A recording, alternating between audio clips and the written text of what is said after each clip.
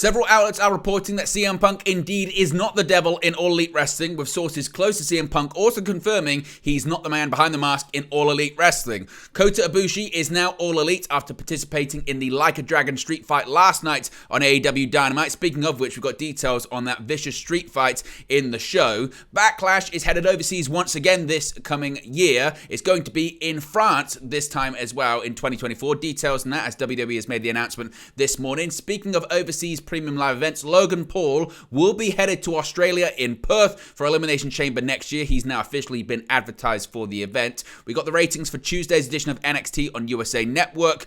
The Young Bucks confront Chris Jericho and Kenny Omega backstage on Dynamite last night. Swerve Strickland and Hangman Adam Page go face-to-face on the show ahead of their match at Full Gear. Miro says CJ Perry brings out the worst in him. Sky Blue qualifies for the TBS Championship match at Full Gear. And a big botch on the AEW Collision match graphic for Friday's live episode.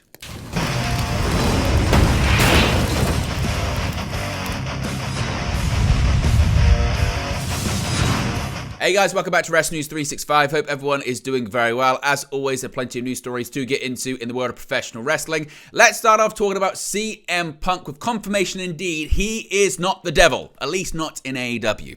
Now last year, AEW All Out, mere hours before CM Punk delivered his infamous media scrum, MJF returned to AEW underneath the guise of a devil mask. Surrounded by an army of masked men, Friedman, as the Devil, won the Casino ladder match, guaranteeing a shot at the AEW World Championship.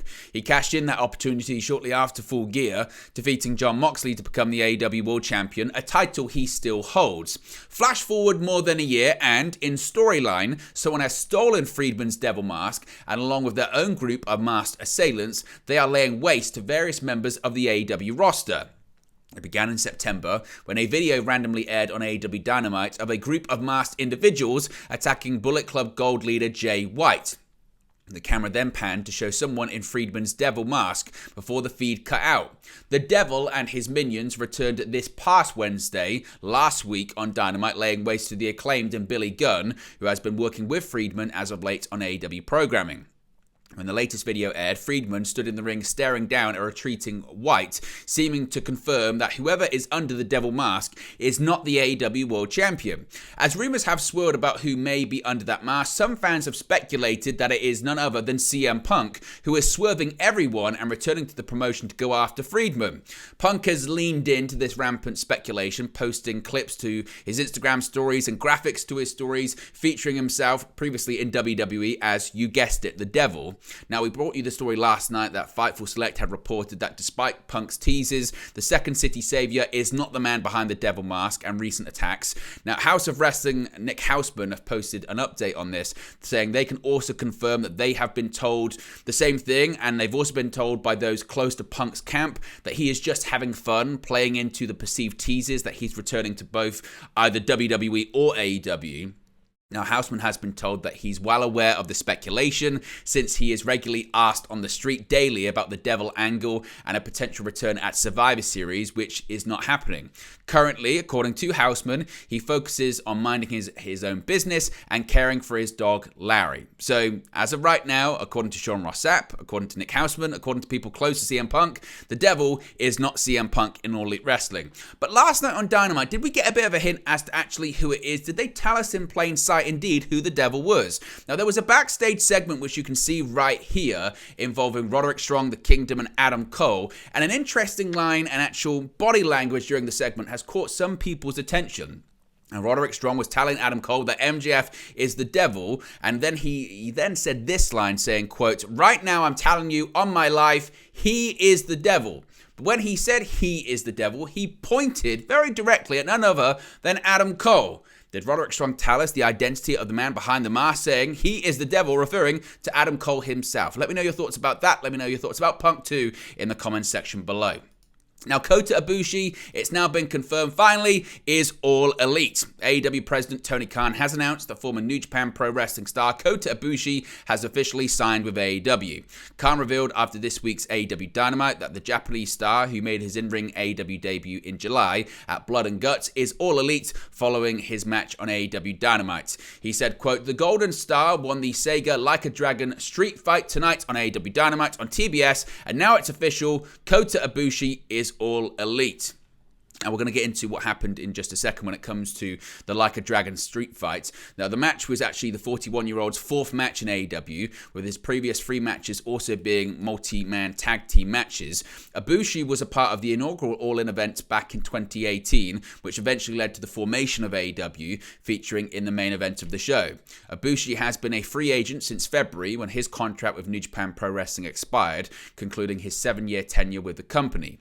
The Japanese star is the latest addition of a long list of new signings that Tony Khan has made in recent months, and the AEW president has promised another world-class signing to be unveiled at this Saturday's Full Gear pay-per-view event. We did do a story on that last night, so be sure to check that out when it comes to some speculation on who the mystery signing could be. But speaking of that Like a Dragon street fight, we can get into this one now. The street fight definitely didn't shy away from the fact that it was sponsored by Sega's Like a Dragon Gaiden, the man who erased his name video game. The ring area in Ontario, California was decked out like a Tokyo market, and several of the combatants added Yakuza styling to their usual street fight gear.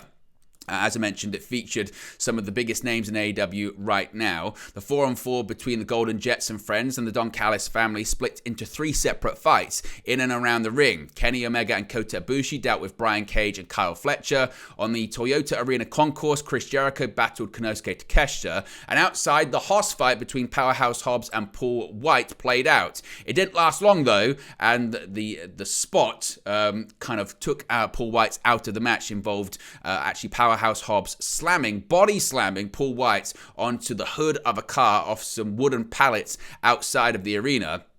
Everyone but White worked their way back into the arena as the wild scene settled down into a more traditional, if still hardcore, wrestling match. Hobbs was neutralized when Jericho and Omega duct taped him to the ropes and then hit him with all manner of plunder until a bottle shot to the head knocked him out. Cage slid into the ring and hit some damage to the Golden Jets, but he was hit with a V-trigger that put him down, and a One-Wing Angel won the match for the Golden Jets and their team. Omega and Jericho got a measure of revenge against Callis and family, but they'll still be feeling the effects when they face off against the Young Bucks at Full Gear this Saturday. Now, also what was quite interesting about this was that Chris Jericho was actually injured kind of heading into the match.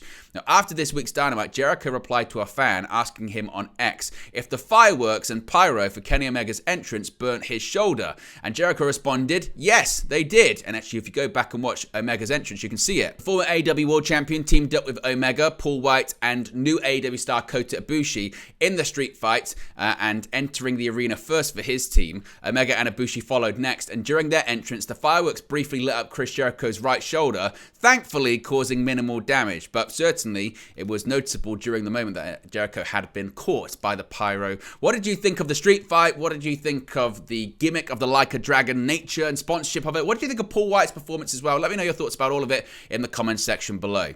Now, Backlash, once again, is headed overseas. Of course, this year it was in Puerto Rico. Next year, it's in France. Now, the announcement was made earlier on this morning, and Triple H has reacted to the news as well.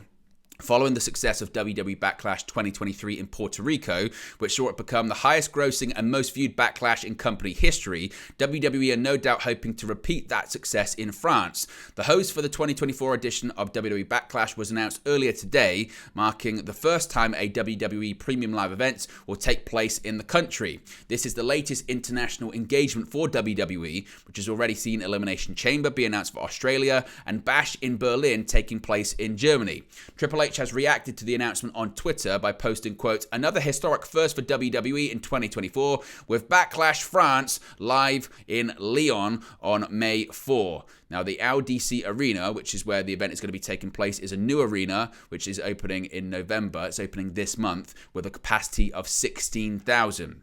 It's already built up quite a calendar of concerts with Green Day, Eric Clapton, and the Jonas Brothers among those scheduled to perform in 2024, in addition to WWE. What are your thoughts on Backlash taking place in France? And if you're in Europe or if you live in France, are you planning on attending the show? Let me know your thoughts about that too. Speaking of overseas premium live events, Logan Paul is headed with WWE to Perth next year for Elimination Chamber. WWE's Elimination Chamber premium live event is coming to Perth, Australia on February 2024. And along for the ride will be current United States champion, the Maverick Logan Paul, as announced on X yesterday evening. Paul, fresh off a victory over Rey Mysterio at Crown Jewel to secure his first title since becoming a WWE superstar, adds to the allure of the first Australia premium live event since Super Showdown in 2018. Aside from his natural athleticism and the quickness in which he's taken to the wrestling business, resulting in several memorable moments since his debut in 2021, Paul's worldwide acclaim brings a lot to the table in terms of promoting the WWE brand. He did that once more this past weekend, appearing with the US title in tow, shouting out Dominic Mysterio at UFC 295 in Madison Square Garden in New York City. Taking Paul's level of prestige internationally once again, this time to Australia, is only fitting. Since his debut, Paul has teamed with The Miz to defeat Dominic Mysterio and Rey Mysterio at WrestleMania 38 and then beat The Miz at SummerSlam. From there, he would challenge Roman Reigns at Crown Jewel 2022, albeit unsuccessfully, but nearly stole the show with an elbow drop onto the announce table whilst taking a selfie. Other notable Paul moments in WWE include a highlight reel moments with Ricochet at the Royal Rumble, Money in the Bank, and during their one-on-one match at SummerSlam, a WrestleMania 39 match against Seth Rollins, and most recently, his United States Championship victory over Rey Mysterio as well. So Logan Paul will be at Elimination Chamber. Next up, we have the ratings for WWE NXT on USA Network this week. Of course, this comes off the news last week that NXT is heading to the CW network in October 2024. With WWE NXT getting a new TV deal with the CW network while drawing a strong rating last week, many were curious as to whether the show could continue this momentum going. Unfortunately, it appears the answer to that question would be not quite. WrestleNomics reports that Tuesday's NXT drew 703,000 total viewers, along with a 0.21 in the all too valuable 18 to 49 demographic. Both numbers saw declines in both categories from last week, with total viewers dipping 11% from last week's 794,000 total viewers, while the 18 to 49 was down a disappointing 22% from last week's 0.26. While sports numbers aren't available at this moment in time, NBA games airing on Tuesday after being off the air last Tuesday would seem to be a likely contributing factor to the declining numbers. It appeared NXT would be on track to at least be in the range of last week's numbers at the beginning of the show, with quarter hour 1 opening at 785,000 total viewers, the high point for the show, and a 0.23 in the 18 to 49. While total viewers would decline for quarter hour 2 and quarter hour 3, the numbers would stay strong at 775,000 and 749,000 respectively, while the 18 to 49 remained steady at either a 0.23 or a 0.22. The segments were built around Chase U versus Tony D'Angelo and Stax, as well as an Alpha Academy promo. Starting with quarter hour 4, however, the show would dip, drawing 666,000 total viewers and a 0.19 in the 18 to 49, tied with the lowest number in the key demographic for the show. NXT would continue to hover around those numbers in both categories for the rest of the show, with quarter hour 8 drawing the low point in total viewers with 646,000 and a 0.19 in the 18 to 49. The overrun would rise slightly, with total viewers ending 659,000 and a 0.20. Now, let's go back to AEW Dynamite last night. As I mentioned, the Young Bucks confronted Chris Jericho and Kenny Omega backstage after defeating Penta El Zero Miedo as well as Commander. Now, you may be wondering, well, why wasn't Rey Fenix teaming with his brother? Well, that was because he's still not medically cleared. During the match featuring the Young Bucks taking on Penta El Zero Miedo and Commander, AEW explained why Penta wasn't teaming with his usual partner, his brother, Rey Fenix. It was noted that Fenix was not in the match because he was not medically cleared to compete at this time. Recent reports have indicated the legitimate reason for Fenix's absence could be visa issues, but it has also been reported that he, along with Jon Moxley, was banged up in their AEW International Championship match that's now become infamous at AEW Dynamite Grand Slam. In the match itself, the Young Bucks made a character shift as they openly cheated to win the bout. Later, in a backstage interview segment that was interrupted by Kenny Omega, the Bucks rationalized that they know what they have to do to be in order to be successful, challenging Kenny Omega to ask himself when he was the most successful, when he was a world champion as a heel. Instead, the Elite were interrupted by Chris Jericho. The two teams have a match set for AEW Full Gear, which will be the Young Bucks against Kenny Omega and Chris Jericho, with their shared moniker being the Golden Jets. If the Bucks win, the Jets can never tag together again, but if the Jets win, they take the Young Bucks' future title shot at the AEW World Tag Team Championships that they won back at WrestleDream. Now, we also had a face-to-face confrontation last night between two stars set to face off in a Texas death match at Full Gear, that being Hangman Adam Page and Swerve Strickland.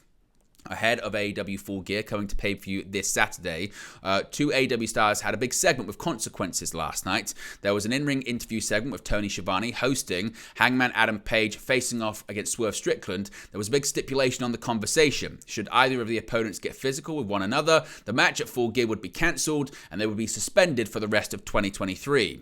There wouldn't be any words from Strickland, however, as Page took the microphone and delivered a series of zingers to his Full Gear opponent. Page noted that he couldn't attack Strickland, but no one said anything about Prince Nana, and then attacked Nana as Swerve stood by and was unable to help. After the segment, Tony Khan confirmed that the pair held their obligation for the match and proceed, writing, quote, Hangman and Swerve lived up to their obligations tonight on AEW Dynamite. The Texas Death Match is on for this Saturday at Full Gear. I can't wait for Full Gear Saturday, and Dynamite's off to a great start tonight. So that match is still on for this weekend at Full Gear. Miro spoke about, I suppose, the issues that he's having with his wife CJ Perry in All Elite Wrestling last night. During the November 15 episode of the show, Miro appeared and spoke about his wife. In the video, he stated that, quote, what I said would happen is coming true. I love that woman, but she's bringing in a storm. She wants gold and fame and fortune and all these things that drag her under. And for years, I stood by and let her do whatever she wanted, but my eyes have been open for a while now. Truth is, CJ doesn't bring the worst out of herself. She brings the worst out of me too. And this week on Collision, Daniel Garcia will be the one to find out more than anyone else in this world, because I bring the worst of me, Daniel. Can't wait to see you dance, because you will dance at the beginning, but you'll be peaceful in the end. Now let the Redeemer give you a piece of advice. I don't pray to God anymore, but you definitely should. This is the world of the Redeemer. Now Perry would respond to Miro's statement on Twitter, writing, quote, Miro, you constantly make it sound like it's a bad thing to have ambition, gold, fame, and accolades. We used to share vision and dreams, and then you left, denounced your wife on national TV, and also lost your way. As Miro mentioned, he faces Daniel Garcia Friday night on AEW Collision. Of course, it's airing live because, of course, AEW Full Gear is taking place on Saturday. So we'll let you know what happens when it comes to that match. Now, Sky Blue, she's going to be headed to Full Gear and going to be challenging for a title as well. AEW TBS champion Chris Statlander is threatening to become a third wheel in her own title defense Saturday at Full Gear. Sky Blue managed to defeat Red Velvet on Wednesday's AEW Dynamite to advance to the AEW TBS Championship three-way match at Full Gear, where she'll not only face the champion Statlander, but also her rival Julia Hart. Hart initially corrupted Blue with her magic black mist, but Blue has been bucking against Hart's influence as of late, even showing up after matches to spray her own mist in Julia Hart's face. It is possible that Blue is trying to pull Hart out from under the influence of the House of Black, who were responsible for Hart's spooky transformation in the first place. When it comes to Statlander, she has been the champion, for the TBS champion since May, where she defeated the undefeated Jade Cargill at AEW Double or Nothing in Las Vegas. She's still only the second champion in the history of the bout. Now, there was a bit of silence and a bit of a quiet atmosphere during this bout, and according to PW Insider, if the folks in attendance in Ontario, California seemed distracted during the match that saw Red Velvet take on Sky Blue, there was a reason for that. A fan in attendance required assistance from EMTs, leading to the crowd being overall muted during parts of the match. By the end of the interaction had picked up as Sky Blue picked up the victory and earned her opportunity at Full Gear. If we get any more details on the emergency in the crowd or anything like that, we'll let you know. Hopefully it wasn't too serious and hopefully everyone's okay as well. Finally, there was a bit of a botch when it came to this AEW Collision match graphic for Friday. Can you spot it on the screen? Well, there was an AEW error on last night's Dynamite as an upcoming Collision match was announced. When a rundown of the go-home edition of AEW Collision began on television, some fans caught one big spelling faux pas. on the graphic advertising the special Friday night edition of Collision that will air opposite SmackDown. A match featuring Dax Hardwood, should I say, taking on Rush was shown. Notably, Harwood's surname only has one D in it and not two, as was featured on the graphic. Elsewhere, set for the episode of Collision, Saraya and Ruby Soho will team up to take on the AEW Women's Champions Chris Statlander, the TBS Champion, and the AEW Women's World Champion Hikaru Shida. As we mentioned, Miro will face off against Daniel Garcia, and Timeless Tony Storm is set to take on Emi Sakura after requesting a tune-up match as well. I believe that match is going to be taking place on Rampage Friday night too. But there you go, guys. This latest pro wrestling news for you. Be sure to smash a like on the like button. Be sure to subscribe, bottom right-hand corner, and I'll speak to you again very, very soon. Hey guys, thank you for watching, listening, streaming, or however you come across this video today. Be sure to click on the video on the right there to watch our next video, or click the bottom there to subscribe, or the bottom right hand corner. Thank you very much, and I'll speak to you again very soon.